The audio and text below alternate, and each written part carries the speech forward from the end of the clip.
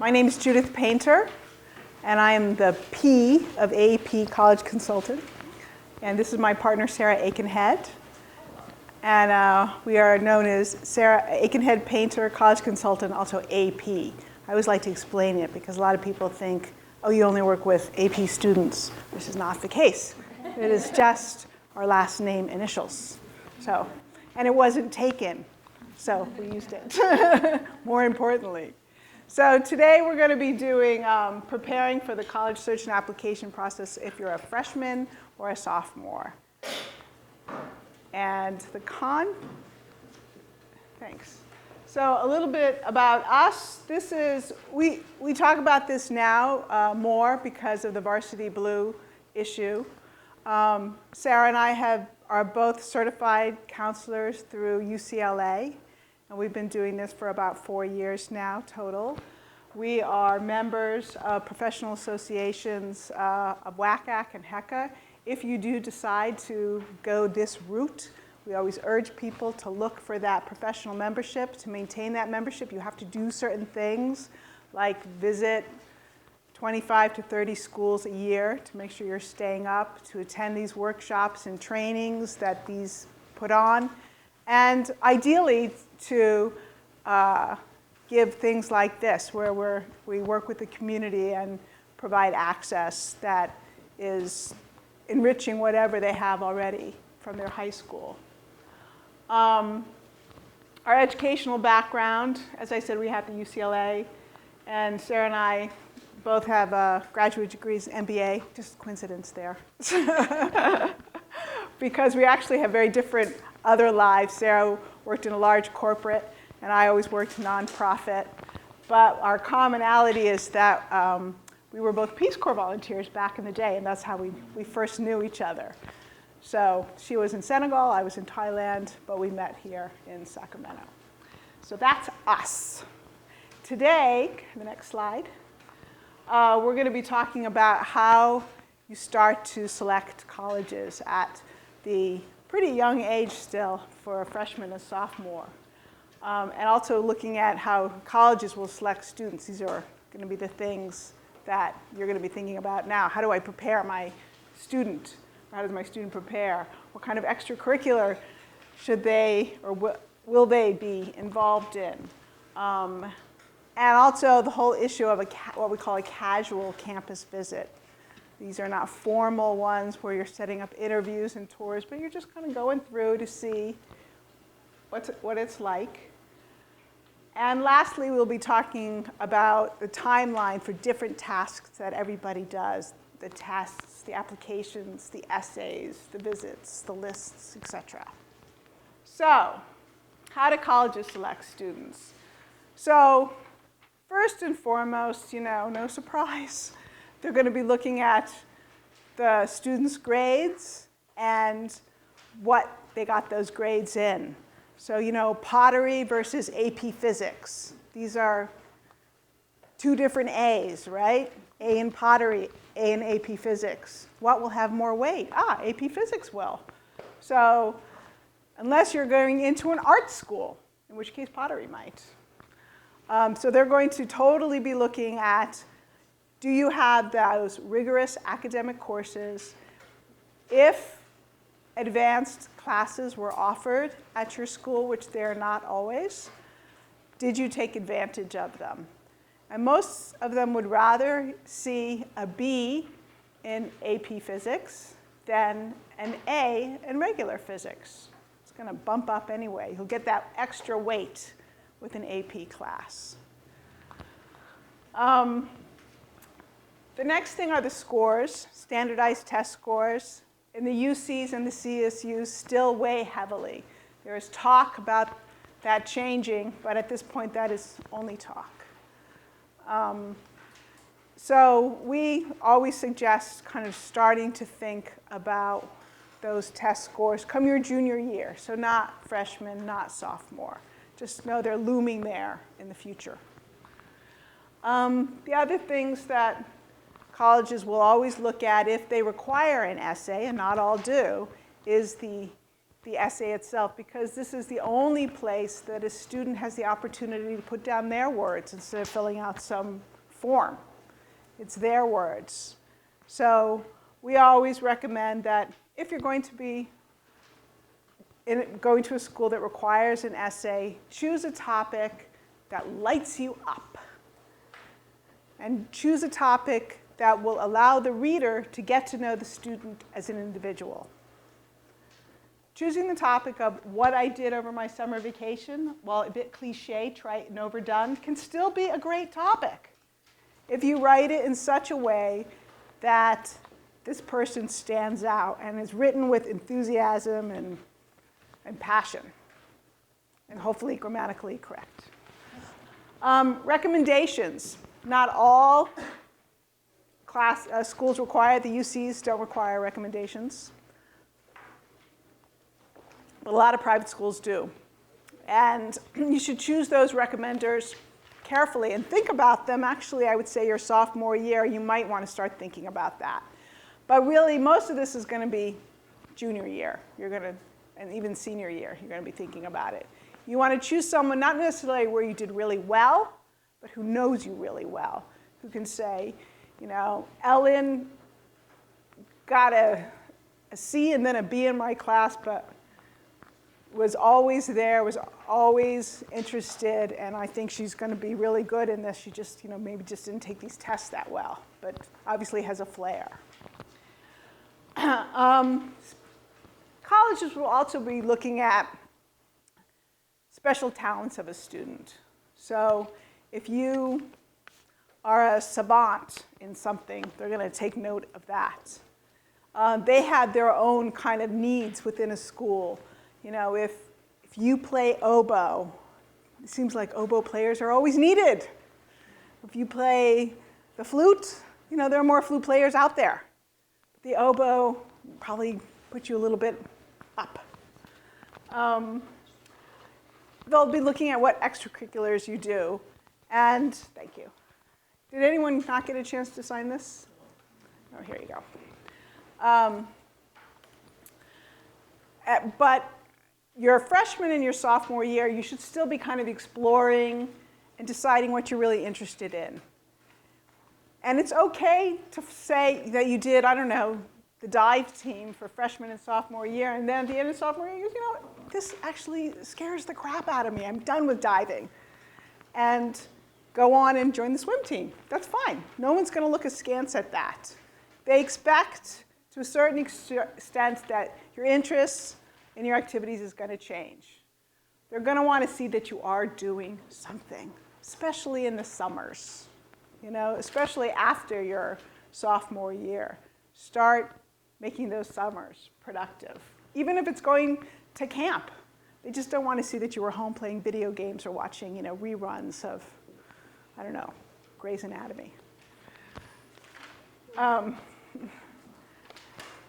And later on, as a student gets older, junior, senior, the colleges may be looking at interviews if they offer interviews, but not all do. Or they might be looking at whether they came to the school at all. Did they demonstrate enough interest to even show up? So that's what colleges are looking at.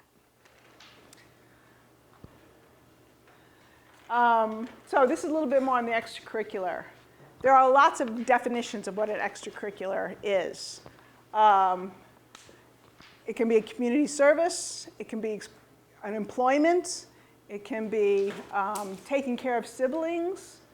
And it's nice if they see something that you do year after year after year, but like I said, it's not a deal breaker, not a deal breaker. I think that, building on that, so freshman and sophomore, freshman year in particular, it's a chance to try out a bunch of things. Maybe they didn't have these opportunities in your middle school, right? You don't know if you're going to love the environmental club, right? Or the creative writing club, or a community service opportunity. So freshman year in particular, sample. Try a bunch of stuff, see, you know, where you engage, see where you want to maybe take a leadership role. This club needs a vice president. This club needs someone to be the interface with the faculty, with the administration. And that's something I could do. That's something interesting to me. Don't do it just because you think it's going to look good on a resume, because They can tell, really, because you won't be able to write about it and express it in an interview in a really compelling way if it's really kind of boring. So don't spend your time doing that. Spend your time doing the stuff that's interesting to you. That's what's going to come across, and that's going to help you grow and yield the benefits. And then by sophomore and junior year, you might have to narrow it down. Because freshman year, you might try all sorts of things, and it just might be too many things. You might have to start pruning a little bit, and that's okay, and that's expected. That by junior and senior years, schools would rather see you deeply committed and engaged in a couple of things than have 20 different things where you've done like 1 year in 20 different things. That is less interesting to a college. And if you do, as Sarah said, have an opportunity to take on a leadership role, take it. Take it, absolutely take it. You may not be very good at it, but that's a good thing to find out. It's good practice. You may not be good, but you might get better. So I always say even if it's, I don't know, like the aquarium club, I don't care. Any kind of leadership role where you have some sort of additional responsibility is a good thing to think about doing. Okay, casual campus visits. These are appropriate for freshman and sophomore year. These are when you are all taking a trip to UC San Diego to the beach, and you going to San Diego, and you go, let's go see UC San Diego since we're going to be down there. Or let's see the University of San Diego. And you can even see schools along the way if you're driving. So usually there's not a trip out there unless you're going to the Outer Banks that some college or university is not nearby. And I say, even if you're not interested in that particular school, consider what type of school it is. So you happen to be traveling in, I don't know, Oregon, and you'll say, let's go see University of Oregon, because it's a big state school, out of state. It's an out-of-state school. Let's see what that's like. And it's in Oregon. Let's see what a school in Oregon is like. So you don't have to be interested in that particular school. Just consider the type of school, large versus small, rural versus urban, out of state, in-state, cold versus Santa Fe. These are still things that you can still get something out of and just kind of build your knowledge base. You don't have to go on a formal tour, but if you want to, you can. I always say don't, actually, because I think most freshmen and sophomores can get overwhelmed by it, and it just becomes too much. So keep it light, keep it kind of family-based, and get one of those maps, and maybe read up, a parent can read up, oh, you know what, this school has a really great theater program. Let's go by and see that. So it can keep it really focused on the student and what is going to interest them. If you can visit when classes are in session, that's always nice. You can so it's unlikely at a freshman and sophomore they'll let you sit in on a class, but at least you'll see the students on the campus. And if you have an outgoing student, that outgoing student can approach other students and say, why did you come here? What do you like about it? What don't you like about it? They do have these virtual tours online now, which can be great if you want to see a school, but you can't get there. They have those. Sometimes they're high quality, sometimes not so much.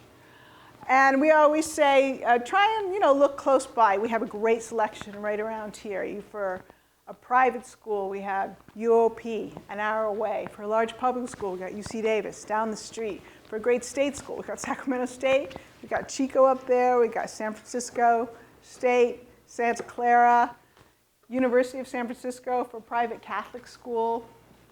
So we have lots of choices you can start with within a couple hours drive here. And then if you want to, go further in any direction, there are, of course, many more. All right.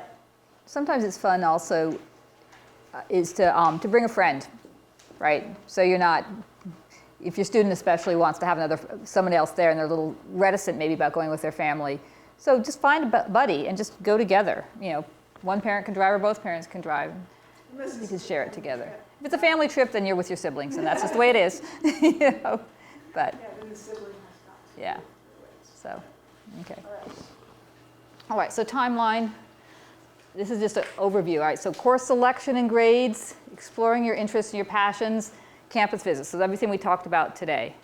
And then as we move into the junior year, you start doing more of the formal interviews and the formal tours, right? That's when you start your testing. So the PSAT, which is this week, right, coming up on Wednesday. I don't know if Mira Loma has a practice of having its sophomores take it. So you guys will be taking it sophomore year? Okay, great. So you'll get a bench line. You'll get a feel for what the test is like. But it doesn't count in terms of anything other than maybe a wake-up call, like, oh, I need to go back and review. I got A's in math, but I'm not, you know, I have to go back and remember what I learned in 8th grade, right? Because they test you on cumulative stuff. And if you're not using it actively, you can forget it. And the pace is really fast. And so, oh, I just need to practice doing the stuff quicker. Like that kind of is maybe what you'll get out of the PSAT. Then starting, I would say junior year is when you're going to start like building a list. Where do I want to go to school? What kinds of schools am I interested in? Because you've already done some of these family tours and you've seen different kinds of campuses, it'll help you. You'll say, okay, every single large campus I went to was overwhelming, and I cannot see myself in a classroom of 500 students for intro bio and intro psychology and intro everything. I just have to look for smaller schools. And you can know that about yourself and then use that when you get to junior year and you're applying it. And then the senior year stuff is all the stuff that your maybe older siblings or friends who are older are stressing over right now. But you guys have like a year and a half or 2 years and a half before you even have to start worrying about that. So I don't even say worry about that right now. That time will come, but it's not right now. So you have time. Maybe that's the best message for freshmen and sophomores, is you guys have time. If you stumble and you've got a bad grade, you can make it up, right? You can show a positive trajectory on your grades, right? If something happens freshman year or even sophomore year, right? You have some time. So, So we have, we offer this information to, just because a lot of parents in California tend to only look at the UC and the CSUs, which we're very lucky to have. And I think we all, would be poor without it. But we like to kind of balance it because a lot of people feel like the private schools are completely out of reach because of, well, mainly because of the money. And sometimes that is absolutely true. But depending upon the student and the school, actually they can come up pretty close. So this is the cost of a private school can be equalized by the merit aid they might give your students. or need-based, depending on your family situation. I have several students who have gone to small liberal arts schools and are paying less than they would pay at a UC. A UC is not in the same position to give as much aid. They just aren't. It's a public school. They have a lot of need already. But I definitely wanted to focus in on the cost issue. But the other thing that I think is important to see is the graduation rates. In California schools, for some majors, of course, not all, they are what we call impacted.